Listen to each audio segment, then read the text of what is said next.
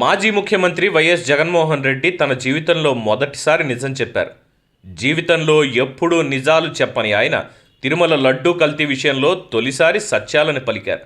తిరుమల పాపాల్లో తనతో పాటు బీజేపీ నేతల హస్తం ఉందంటూ పరోక్షంగా ఈ పాపాల్లో బీజేపీ వాటా ఎంతో సూటిగా చెప్పారు.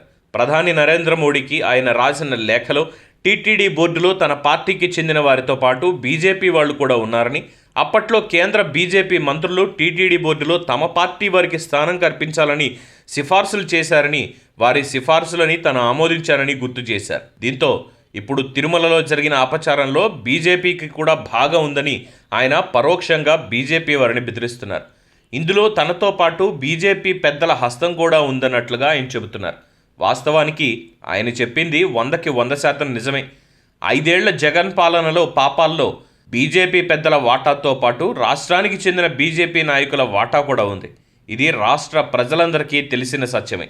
2019లో చంద్రబాబును ఓడించడంలో బీజేపీ పెద్దల భాగస్వామ్యంతో పాటు తర్వాత రాష్ట్రాన్ని అధోగతి పట్టించడంలో కూడా వారు తమ వంతు సహకారాన్ని జగన్కు అందించారు.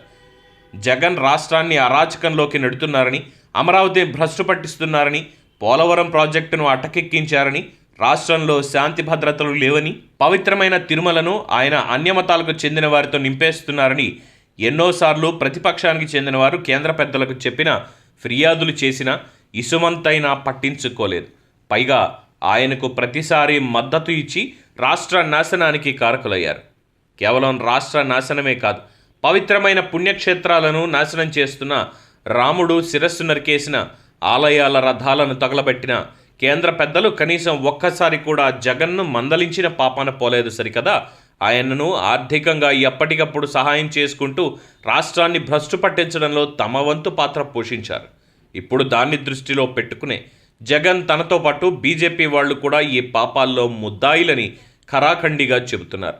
తమ దత్తపుత్రుడు గత 5 ఏళ్లలో ఏమి చేసినా మురిసిపోయిన ప్రధాని మోడీ తాజా తిరుమల లడ్డూ పాపాన్ని ఎలా కడుక్కుంటారో చూడాలి.